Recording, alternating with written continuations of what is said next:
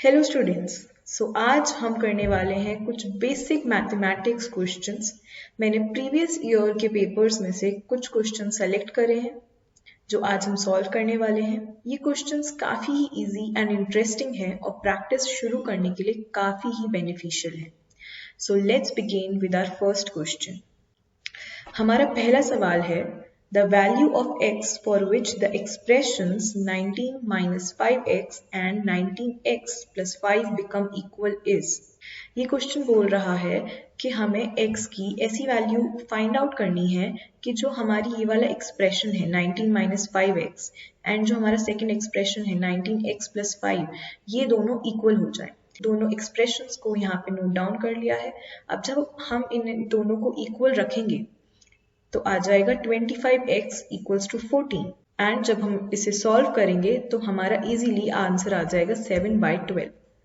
ये काफ़ी basic question है और एल्जेब्रिक एक्सप्रेशंस का काफ़ी ही इजी क्वेश्चन है। ये आपको इनिशियल एक्सरसाइज में ही मिल जाएगा। ऐसे क्वेश्चंस को आप सॉल्व करेंगे तो आपका कॉन्फिडेंस डेवलप होगा और धीरे धीरे आप अपना लॉजिक भी बिल्डअप कर पाएंगे। Our next question is, the equations 3x plus 4y equals to 10 and minus x plus 2y equals to 0 have the solution a, b. The value of a plus b is। हमको ये दो equations दी हुई हैं और बोला गया है कि जो a and b हैं वो क्या है, वो इन दोनों equations के solution हैं। तो हमें a plus b की वैल्यू फाइंड आउट करनी है। हमने फर्स्ट इक्वेशन को इक्वेशन 1 मार्क किया है, सेकंड को इक्वेशन 2 मार्क किया है। अब हम क्या करेंगे, हमने x की वैल्यू को एक्सट्रैक्ट किया है सेकंड इक्वेशन में से। जब हमने माइनस x को वहां पे भेजा तो क्या आ गई x की value, x equals to 2y आ गया। Now we will put the value of x in the equation number 1। तो अब जो पूरी हमारी इक्वेशन है वो y के फॉर्मेट में आ जाएगी। So our equation becomes 6y plus 4y equals to 10। इसको फर्दर सॉल्व करेंगे तो हमारा क्या आ जाएगा, 10y equals to 10। इससे हमारी y की वैल्यू क्या आ गई, हमारी y की वैल्यू आ गई 1 एंड जो हमारी ये थर्ड इक्वेशन थी इसमें हम y की वैल्यू को पुट करेंगे तो हमारी x की वैल्यू क्या आ जाएगी, 2। और हम जानते हैं कि a और b इन दोनों ही इक्वेशंस का जो है वो सोल्यूशन है। तो a की वैल्यू क्या होगी, a की value will be equals to x and b की वैल्यू क्या होगी, b की value will be equals to y। So a has the value of 1 and b has the value of 2। So जो हमें last में निकालना था a plus b, our answer comes out to be 3। I hope this question is clear to all of you. Now let's move on to the next question. This is a pretty interesting question। ये थोड़ा question आपको पढ़ने में difficult लग सकता है but ये question काफ़ी इजी है और काफ़ी ही इंटरेस्टिंग है और ऐसे क्वेश्चंस एग्जाम्स में काफ़ी आते हैं। कॉम्पिटिटिव एग्जाम्स के लिए ऐसे क्वेश्चंस काफ़ी इंपॉर्टेंट है। सो चलिए शुरू करते हैं। हम इसे एक एक लाइन करके पढ़ेंगे और एक एक लाइन करके सॉल्व करने की कोशिश करेंगे। तो इस क्वेश्चन की फर्स्ट लाइन बोलती है a and b together have 6 times the sum what b and c together have। इसका मतलब क्या है, a and b together, a and b together, इसका मतलब हमने लिख लिया a plus b have 6 times the sum what b and c together have। इसका मतलब है कि a और b का जो सम है वो किसके बराबर है, जो b और c का सम है उसके 6 टाइम्स के बराबर है a and b का सम। ओके, सो नेक्स्ट स्टेटमेंट पढ़ते हैं। While a, b and c together have ₹30 more than the sum that a has। इसका मतलब a, b और c टुगेदर, जब टुगेदर आते हैं ये तीनों तो इनका सम क्या है, a से 30 टाइम्स ज्यादा है। तो हमने ऐसे लिख लिया a plus b plus c equals to 30 plus a। ये हमारी क्या हो गई, ये हमारी सेकेंड इक्वेशन रेडी हो गई। Let's move on to the next statement, that is if b has 4 times the sum then that of c। if b has 4 times the sum, आप सम को एज रुपीज मान लीजिए, ठीक है। तो वो बोल रहा है कि जो b के पास जितना अमाउंट है ना वो c से 4 टाइम्स है। तो क्या हो जाएगा, b इक्वल्स टू 4c। ये हमारी थर्ड इक्वेशन रेडी हो गई। आपको क्या लगता है कि हमारी सबसे बेसिक इक्वेशन कौन सी है? हम किससे शुरू कर सकते हैं? हम इक्वेशन नंबर 3 से शुरू करेंगे। इक्वेशन नंबर 3 से b की वैल्यू उठा के हम इक्वेशन नंबर 2 में पुट ऑन कर देंगे। तो हमारी क्या इक्वेशन बन जाएगी? a plus 4c plus c equals to 30 plus a। अब इस इक्वेशन में से दोनों a कैंसिल आउट हो जाएंगे, क्या बचेगा? 4c plus c equals to 30, that becomes 5c equals to 30। और हमारा आंसर क्या आता है? c equals to 6। So we have got the value of c। हमको c की वैल्यू मिल चुकी है। अब हम इस c की वैल्यू को इक्वेशन नंबर 3 में डाल के b की वैल्यू निकाल सकते हैं आसानी से। अब हम इसमें c की वैल्यू डाल देंगे, दैट इज 6। तो b की वैल्यू हमारी क्या आ गई? 24। तो हमारी दो वैल्यूज आ चुकी हैं। बट क्वेश्चन में हमसे पूछ क्या रहा है, जरा एक बार पढ़ें। The sum a has is approximately, मतलब वो a की वैल्यू पूछ रहा है हमसे। तो हमारे पास c और b की वैल्यू आ गई है। अब हमें बस a की वैल्यू निकालनी है। तो a की वैल्यू निकालने के लिए हम क्या करेंगे?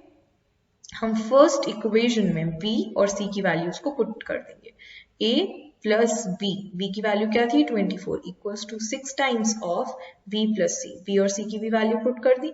जब हम इस इक्वेशन को सॉल्व करेंगे, हमारा आंसर क्या आ जाएगा? a equals to 156। अब हमारा है ये फोर्थ क्वेश्चन। ये भी काफी कॉमन और काफी ही आने वाला क्वेश्चन है, और बच्चे अक्सर इस क्वेश्चन में कंफ्यूज हो जाते हैं, छोटी छोटी गलतियां कर देते हैं। तो मैं चाहूंगी कि आप सब लोग इस क्वेश्चन को काफी फोकस से ध्यान करके सुने। So let's begin. Sum of the digits of a 2 digit number is 8। देखो, जैसे ही हमने ये पढ़ा कि 2 डिजिट नंबर है, तो पहले तो हम माइंड में इमेजिन कर लेंगे कि 2 डिजिट नंबर को हम एल्जेब्रिक एक्सप्रेशन में कैसे लिख सकते हैं। So the best way is 10x plus y। अब मैं आपको ये समझाऊं कि ये हमने कैसे लिखा है। सपोज करो कोई नंबर है 27। अब मुझे निकालनी है इसकी दोनों डिजिट्स, जैसे ये 2 है और ये 7 है। तो क्या मैं इसे ऐसे नहीं लिख पाऊंगी? 20 प्लस 7। और क्योंकि जो हमारी 2 डिजिट है तो ये टेंस में तो रहेगा ही, मतलब टेंस रहेगा, 20 रहेगा, 30 रहेगा, 40 रहेगा, ऐसे तो रहेगा ही। तो क्या मैं इसे नेक्स्ट, जैसे हम एक्सपेंडेड फॉर्म पढ़ते थे ना बचपन में, ये सिमिलर वही है। तो क्या मैं इसे ऐसे लिख सकती हूँ? 2 × 10 + 7। तो क्या हो गया? ये हमारी वैल्यू जो हमने ये इसको x माना था, कि अगर हमारी डिजिट टेंस की प्लेस वाली डिजिट x है और वंस की प्लेस वाली y है, तो ये क्या आ गया हमारा? हम इसको ऐसे लिख सकते हैं ना, x × 10 + y। सो यही चीज जो है वो मैंने यहाँ लिखी है, 10x + y। ओके, सो अब हमें क्या दिया हुआ है? फर्स्ट स्टेटमेंट क्या बोल रहा है? Sum of the digits of a 2 digit number is 8। अब जो डिजिट है वो तो x और y रहेंगे, तो हम क्या कर देंगे? उसे x + y = 8 कर देंगे। फर्स्ट स्टेटमेंट से हमें ये क्लियर हो। Second statement, if the digits of the numbers are interchanged. अब हमने क्या किया है कि जो 2 डिजिट का नंबर था उसकी डिजिट्स को हमने इंटरचेंज कर दिया। तो अगर पहले नंबर ऐसे x और y दिखता था, तो अब वो क्या दिखेगा? y और x। फॉर एन एग्जाम्पल, अगर पहले डिजिट 14 थी, तो अब कैसी दिखेगी? 41। तो हमने बस इंटरचेंज कर दिया है, ठीक है। और आप ये मत समझिए कि x और y आपस में मल्टीप्लाई हो रहे हैं, ये मल्टीप्लाई नहीं हो रहे हैं, ये बस ऐसे इनका वे ऑफ रिप्रेजेंटेशन है। अगर हम इसे मैथमेटिकल एक्सप्रेशन में लिखेंगे तो ये कैसे लिखा जाएगा? 10x + y। तो अगर हम इसे इंटरचेंज कर देंगे तो ये क्या हो जाएगा? 10y + x। Now let's see कि नेक्स्ट स्टेटमेंट क्या कहता है। If the digits of the number are interchanged, then the new number is 36 more than the original number. तो जो नया नंबर है वो हमारे ओरिजिनल नंबर से 36 टाइम्स ज्यादा है। हमने ये सिंपल सा अपना इक्वेशन लिख लिया। क्या ये क्लियर है? 10y + x = 10x + y + 36। अब वो बोल रहे हैं कि ओरिजिनल नंबर क्या था। तो सबसे पहले तो हमारा टास्क है x और y की वैल्यू को निकालना। तो चलिए सबसे पहले x और y की वैल्यू निकालते हैं। अब x और y दो वेरिएबल्स हैं, दो ही इक्वेशंस हैं हमारे पास, तो आंसर बहुत जल्दी निकल आएगा। जितने वेरिएबल्स होते हैं उतनी ही इक्वेशंस होना जरूरी है, तभी हमारा आंसर निकल आ सकता है। सो इस इक्वेशन को थोड़ा सिंप्लीफाई कर लें। तो ये 10y प्लस x है, ये y यहाँ जाएगा तो ये 9y हो जाएगा, ये 10x यहाँ आएगा तो ये माइनस 9x हो जाएगा इक्वल्स टू 36। फिर हम 9 से 9 कैंसिल कर देंगे, यहाँ पे 4 आ जाएगा, तो हमारी इक्वेशन क्या बन जाएगी, y minus x equals to 4। और अगर हम इसमें से x को इधर शिफ्ट कर दें तो हमारी y की वैल्यू आ जाएगी, जरा y की वैल्यू हमारे x के फॉर्मेट में आ जाएगी। तो क्या आ गई, y equals to 4 plus x. इसको हम मान लेंगे सेकेंड इक्वेशन। अब इस इक्वेशन को इस इक्वेशन में पुट कर देंगे। तो जब हमने ऐसा किया तो हमारी क्या इक्वेशन बन गई, x plus 4 plus x equals to 8। हमारी x की वैल्यू क्या आ गई, x की वैल्यू आ गई 2। Now substituting the value of x in equation number 2। इस इक्वेशन में अगर हम x की वैल्यू को पुट करेंगे तो y की वैल्यू क्या आ जाएगी, 6 आ जाएगी। अब हमारा 2 डिजिट नंबर क्या था, 10x प्लस y, और हमारी x की वैल्यू आई है 2। तो 10x प्लस y को अगर हम 2 डिजिट में सॉल्व करके लिखेंगे तो क्या आ जाएगा, 2 into 10 plus 6 which comes out to be 26। अब चलिए इस क्वेश्चन को हम वेरीफाई करके देखते हैं। हमारी 2 डिजिट वैल्यू क्या आई है, 26। अब क्वेश्चन में लिखा था कि जो 2 डिजिट आपका नंबर है उसकी जो दोनों डिजिट्स हैं अगर आप उनको ऐड करोगे तो उनका सम 8 आना चाहिए। तो क्या हमारा उनका सम 8 आ रहा है, यस आ रहा है। तो हमारी जो फर्स्ट कंडीशन है वो क्या हो रही है, वो वेरीफाई हो रही है। अब सेकंड थी कि अगर इनकी डिजिट्स को आप इंटरचेंज कर दोगे, मतलब जो वंस की है वो टेंस की हो जाए, टेंस की है वो वंस की हो जाए, तो वो क्या हो जाएगा 62। तो बोल रहा है कि ये जो डिजिट है वो आपकी प्रीवियस डिजिट से 36 और मोर है। तो जरा करके देखें कि 26 प्लस 36 कितना आता है, तो कितना आ जाएगा, ये हमारी सेकंड कंडीशन भी वेरीफाई हो गई। इसका मतलब है कि हमने जो आंसर निकाला है वो एग्जैक्टली करेक्ट आया है। So our fifth question is, the price of 10 chairs is equal to that of 4 tables. इसको भी हम एक एक स्टेटमेंट वाइज सॉल्व करेंगे। मैंने इसमें नंबर ऑफ चेयर्स को ले लिया है x and number of tables को ले लिया है y।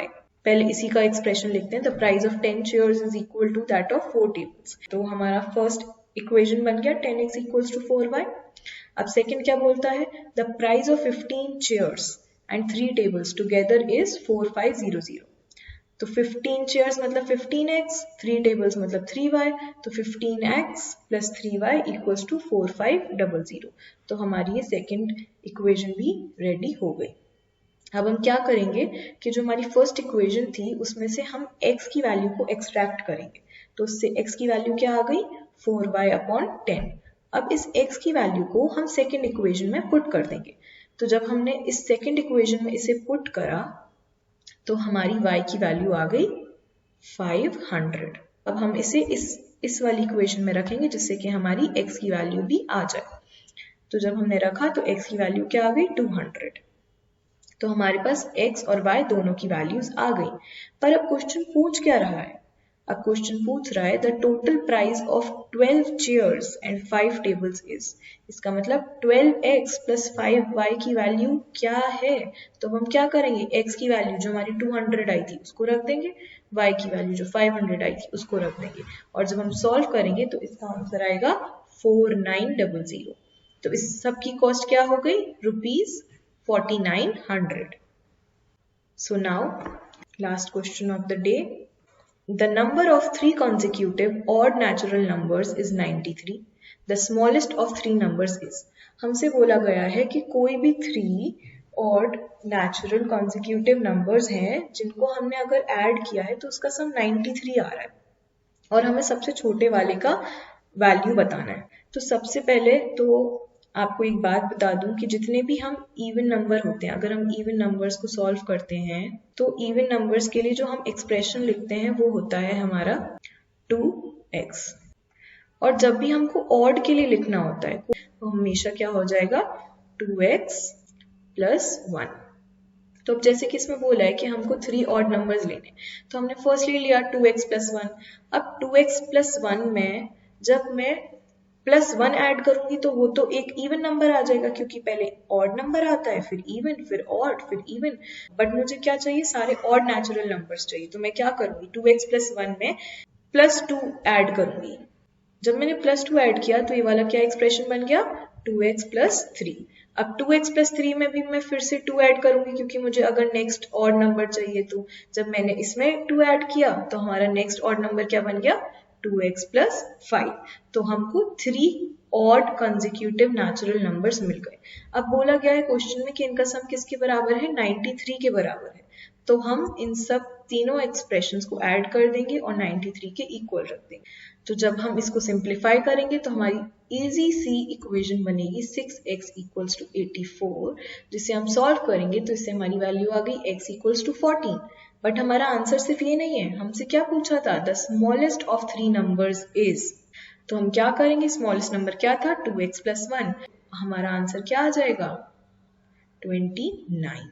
सो इससे हमारा आंसर आ गया। ये क्वेश्चन भी बहुत ही इंटरेस्टिंग है और बहुत पूछा जाता है। Now, I have selected some questions for you जो आप सॉल्व करेंगे और हमें आंसर्स भेजेंगे कमेंट सेक्शन में। Let's see कौन कितनी जल्दी सॉल्व करता है। ऑल्सो सबसे इम्पॉर्टेंट है आपकी स्पीड और एक्यूरेसी, दोनों ही। तो स्पीड आपको रेगुलेट करनी है, तो आप एक स्टॉप वॉच लगा के रखें, जिससे आपको पता चले कि आपने एक सम को कितनी सेकेंड्स में सॉल्व कर लिया है और उसे आगे और फास्ट बनाने की कोशिश करें। That's all for today. Thank you, students.